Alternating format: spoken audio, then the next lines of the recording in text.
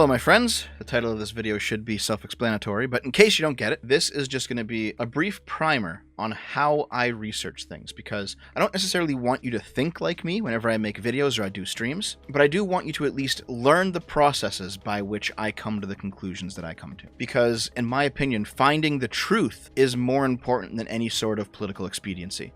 Neither the left nor the right, no political camp, no ideological camp, no religion, nothing has a monopoly on what the truth is. Lots of people say that they do. If they say, my view is always correct, my tribe knows what the truth is all the time, they're trying to sell you something. Whether it's the far left, far right, doesn't matter. So I just want to take two examples from either side of the aisle and just show you how to really get the truth out of them. Here's the first one. This one I actually did live on the Weekly Sip a few weeks back, but I figured I'd just, do it again just to show you my thought processes on when I try to find what the truth is. So this is from Vice News. Far-right extremists are threatening to execute doctors at a children's hospital. The viral Twitter account Libs of TikTok promoted a lie about gender-affirming care at the hospital, and now doctors are getting death threats. Well, okay. So let's see what the claim is. Boston Children's Hospital said on Tuesday that its staff has faced a flood of violent threats and harassment sparked by a false claim made by the viral Libs of TikTok account. The account tweeted on August 11th that Boston's Children's Hospital is now offering gender-affirming hysterectomies for young girls. The claim has been widely debunked by fact-checking groups, but as is typical in anti-trans rhetoric, facts rarely matter, and the claims were shared widely on right-wing social media accounts. As a result, the hospital and its staff have faced a torrent of abuse. They've received hostile internet activity, phone calls, harassing emails, including threats of violence towards clinicians and staff. And then the article gets into the various death threats and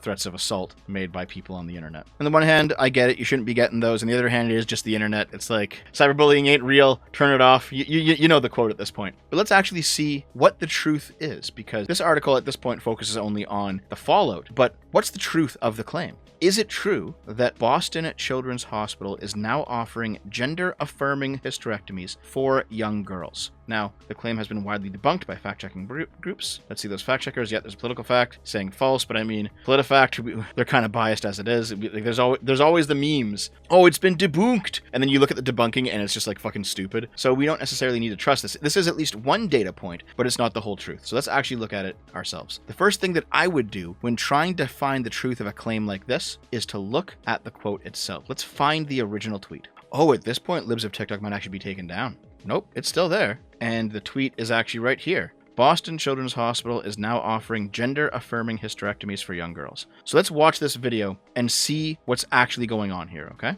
Gender-affirming hysterectomy is very similar to most hysterectomies that occur. A hysterectomy itself is the removal of the uterus, the cervix, which is the opening of the uterus, and the fallopian tubes, which are attached to the sides of the uterus. Some gender-affirming hysterectomies will also include the removal of the ovaries, but that's technically a separate procedure called a bilateral oophorectomy. And not every gender-affirming hysterectomy includes that, and people who are getting gender-affirming hysterectomies do not have to have their ovaries removed. Okay, so that video didn't actually say what Libs of TikTok said that it did. That was a video describing what a gender-affirming hysterectomy is, but said nothing about young girls. Maybe they're making a jump in logic here because the video did come from the Boston Children's Hospital, and that is a point. But let's continue to dig and see what's actually going on. Special report, Boston Children's Hospital boasts a full suite of surgical options for transgender teens, has 90 videos promoting surgeries to youth on their YouTube page. Co-director allows vaginoplasty on 17-year-olds, but hints at even younger. Okay, let's see what this is all about. So when I see this sentence, I really want to know where the hints at even younger comes from. Where's the source of this stuff? We have to look this up. So let's head in. Boston Children's Hospital gleefully encourages surgical, pharmaceutical gender transition for teens. Dr. Oren Ganor, co-director of the Boston Children's Center for Gender Surgery, said in an email to WBUR that he was slightly flexible when it comes to the age of males seeking genital surgery. It's a video series. This is their YouTube channel. Oh, they deleted the playlist. Yep, here's the channel. Not much engagement on these videos, but I mean, that's fine. They're here for, they're not here to be YouTubers. I'm not sure if these are, promoted to children. They seem to be like straightforward videos on information. Boston Children's Hospital founded the Gender Multi-Specialty Service program in 2007 and welcomes patients as young as 3 years old. That sounds kind of crazy. I assume they're not doing surgeries on people 3 years old. At GEMS, our mission is to assess and care for gender-diverse children, teens, and young adults. Young adults makes me think that it's not just children going to the children's hospital, that it's over 18s. GEMS provides a variety of options for medical transition that include prescribing puberty blockers, testosterone, estrogen, plastic surgery from their surgery center. Okay. For children 9 and under, the hospital helps facilitate a social transition that prepares them for individualized treatment plans that can include puberty blockers, cross-sex hormones, and chest surgeries. Chest surgeries are available at age 15. Well, okay. There's one thing that I disagree with right off the bat. Surgery should be coming at 18, not 15. So I disagree with this, but we still haven't reached Libs of TikTok's claim yet that hysterectomies are being offered to young girls. Genital surgeries require several letters of support from the patient's healthcare providers and must have lived as their identified gender for only 12 months. For phalloplasty and metoidoplasty, they ask that you be at least 18 years old. 18 seems reasonable. At that point, you're an adult. You do what you want with your body. Patients only 17 years old can obtain a vaginoplasty. But Dr. Oren Ganor, co-director of Boston Children's Center, hinted in an email that children even younger can be operated on. Ganor said in an email that he is slightly flexible when it comes to the age of males seeking genital surgery. He adds that the policy has not been finalized because of the issue around consent for sterilization, which is a part of the procedure. Let's see the standards of care model they're talking about. Professional Association for Transgender Health. Oh, this is a big-ass document. We gotta look at this, don't we? Fuck. English version, 2012. Loading in. Can we just search for 18? Past page 18. Surgery, maybe? Surgery, page 54. Active health. Voice therapy. Surgery.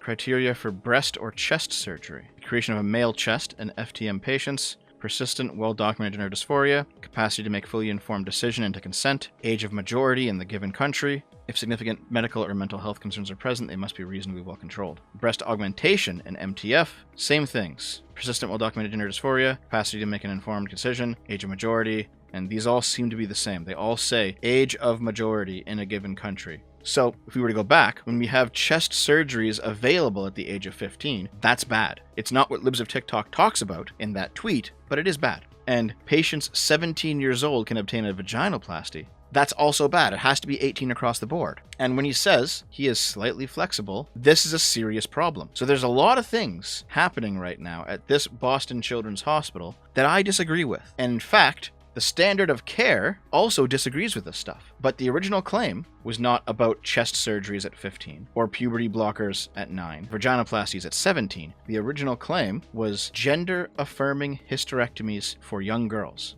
There does not seem to be any proof of that. There's proof of other wrongdoing, and if Libs of TikTok wanted to be factually correct, they could have reported on that wrongdoing, but they didn't. They chose to say gender-affirming hysterectomies for young girls, which does not seem to be the truth. Now, the final point is that, oh, it's a children's hospital. Well, of course, Dev, they're going after kids. It's not adults getting it there, dude. I saw people in the weekly SIP chat actually say that quite a bit. The only thing I have to say to that is that a while ago, the Boston Children's Hospital extended the age range from 18 to 21, saying that's a little help for those college years. Even though it is a children's hospital, it still has no problem treating young adults from 18 to 21, and sometimes even treats full adults that need certain types of care. Despite the chest surgeries at 15, despite the vaginoplasty at 17, both of which are really bad things, this specific claim, gender-affirming hysterectomies for young girls, seems to be false, or at the very least, they can't prove it. Now, for example, if this tweet read, Boston Children's Hospital is offering gender-affirming vaginoplasties for young boys, that's actually a more accurate tweet. As we saw, the policy is 17, but that one doctor is willing to bend the rules on it. So in that case, it wouldn't be a false claim.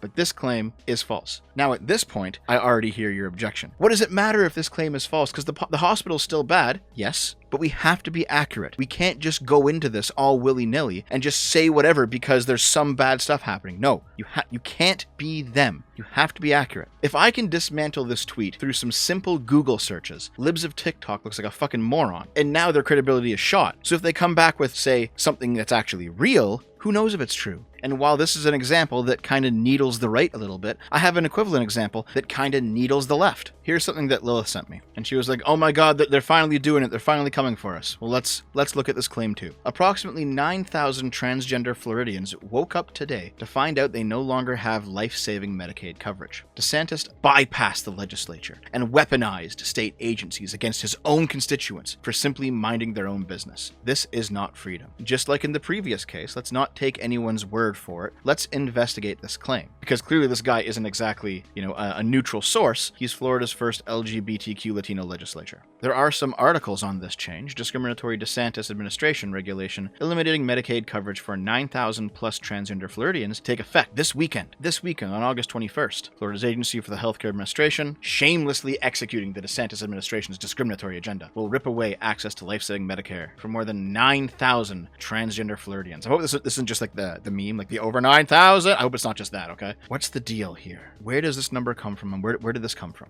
Well, it turns out that this tweet, while at least somewhat accurate, is written in the most inflammatory possible way. DeSantis bypassed the legislature. Well, Florida's Agency for Healthcare Administration is an organization under the purview of the governor. The legislature has no place in this process. It's not bypassing the legislature if he's doing what the powers of his office allows him to do. Secondly, 9,000 transgender Floridians woke up today to find out they no longer have life-saving coverage. This implies that it just happened overnight. It's like, what the fuck? I woke up in this. No. This happened back on August 5th. Florida Medical Board moves to block gender-affirming treatments for minors. The board also voted to start the process for requiring adults seeking such care to wait 24 hours for going forward with any medical procedures. This was not something that came out of nowhere. People woke up to and was like, oh my god, it just happened. No. People have known this has been coming for weeks. The medical board was following guidance from the Florida Department of Health, which has claimed that there's not enough research. So let's see what this guidance was. 404 not found. It's gone. That's okay. I have a copy of it here. This was published on June 2nd, 2022, Florida Board of Medicine. Members of the board, on April 20th, 2022. The Florida Department of Health released guidance in the treatment of gender dysphoria. As the state surgeon general, I recommend against certain pharmaceutical, non-pharmaceutical, and surgical treatments for gender dysphoria. The recommendations are based on a lack of conclusive evidence and the high risk for long-term irreversible harms. The overview conducted by Dr. Brindarnello Peterson, okay, and Dr. Weircock. What the fuck are these names, dude? The research where the doctors state that there is great uncertainty about the effects of puberty blockers, cross-sex hormones, and surgeries in young people with gender dysphoria. So young people does not necessarily mean adults. So I don't know where the 9,000 adults number comes from. I don't necessarily agree with what's in this message, but this is guidance on what the state should do, not necessarily where that where does that 9,000 number come from when he says 9,000 transgender Floridians? The actual agency we're talking about doesn't have anything, no news post or anything related to this change that apparently went into effect. Why it's happening on the day that they say it's happening. Why it's 9,000 transgender people. There's no source for that. Whenever an article like this one, from the 19th to the 21st, talks about it, all of their sources end up leading back to the same date, a series of articles published on August 5th. However, those articles all refer to minors, not adults. This implies that it's just people, not children, but just general people of age. We have to find the source of this 9,000 number. It's not appearing anywhere I look. And I think I might have it. This is from the Williams Institute from 2019, Medicaid coverage for gender-affirming care. Let's do a Control F for 9,000. Nothing. How about 9,000 with a comma? Fewer than half. Okay, that's just 69,000. Oh, here we go. There's a 9,000 entry for Florida under this table. Table 1, Medicaid enrollment of transgender adults by state. Okay, so let's see here. So for example, Alaska has 2,700 transgender adults, and 1,000 of those adults are enrolled in Medicaid, and their gender-affirming care is not covered by Medicaid, or less than 1,000 adults. For Hawaii, there's 8,450 transgender adults, 1,000 are enrolled in Medicaid, and those 1,000 don't have their care covered. Okay.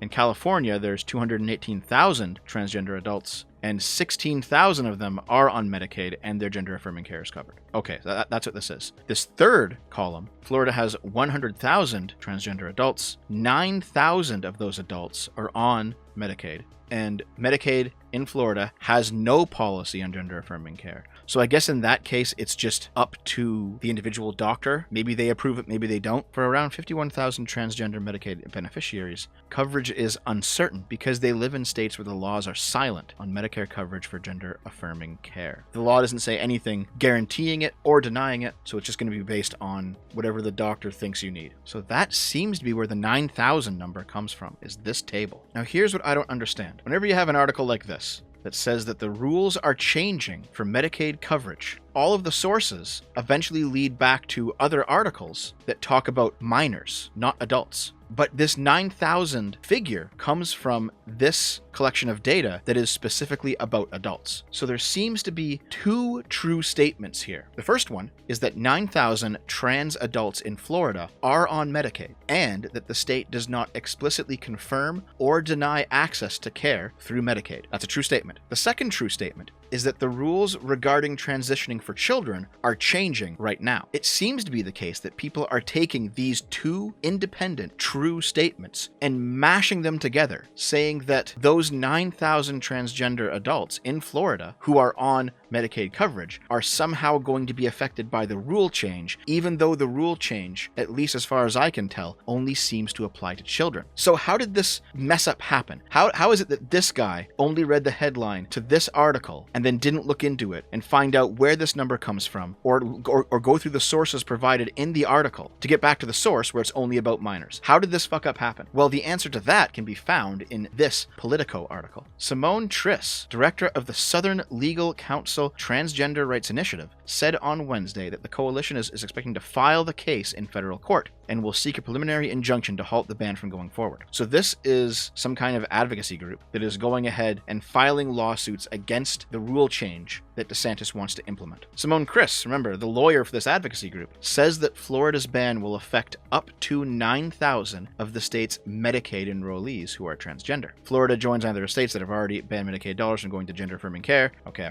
So the first person to bring up the number 9,000 in the context of this conversation is the lawyer for the advocacy group that is looking to stop the rule change. Now, presumably she got the number from this data set. So it's not like it's just a made-up number, it is an accurate number. But this is why the lawyer said that the ban will affect up to 9,000. So here's what's actually happening. This person just directly said that approximately 9,000 transgender Floridians woke up today to find out they no longer have life-saving Medicaid coverage. The 9,000 number comes from a data set regarding adults, and the rule change seems to be affecting predominantly children. And the reason that these two were mushed together to appear to be part of the same thing is because a lawyer for an advocacy group said up to 9,000 people may be affected by this change. That's a far cry from 9,000 people just woke up and found their rights eviscerated by the state. This number's use is from a lawyer who is making their case. We expect them to put their best foot forward, just like we expect their opponents to also put their best foot forward, and then let the judge hash it out in court. Now, I'm not sure if this change is actually good, but you can see how every step of the way, the real information twists a little bit more and a little bit more, until it starts to sound like those scenes from V for Vendetta, where the police are busting into people's homes and dragging them away for just living a private life where they might be a deviant or something. It doesn't matter if you're left-wing, right-wing listening to this video. If you are partisan, you probably looked at the part of the video that makes your side look good, and you're like, yeah, of course, this is really good digging, Dev, you did it. And then you're looking at the part of the video that makes your side look bad, and you're like, well, you're just stretching the truth, or you're just being partisan, or you just don't understand, or you can't. This is me doing my best to research the topics as good faith as I can. Now, I could be wrong. I'm not coming into it to make either the pro-trans or the anti-trans lobby look good or bad. I want to know what the truth is. And the reason that I feel this strongly about it is because there has to be some kind of standard. There has to be some kind of neutral territory in which we can come together, even though we believe different things, and hash out the agreement that allows us to live together in peace. You can't simply destroy the overarching superstructure that you use to negotiate with each other in the name of political expediency. You can't just deny your political opponents, however disgusting and morally reprehensible they might be, the basic rights that everyone should have. Doesn't matter if they're Nazis, doesn't matter if they're TERFs, doesn't matter if they're socialists, doesn't matter if they're groomers or pedophiles, doesn't matter. There are still standards, even for people you hate, especially for people you hate. Even if they were in power, they wouldn't give you that benefit. And if you do away with those standards, you are at risk of becoming exactly like them. If you truly are a member of the better side, then that comes with acting like it.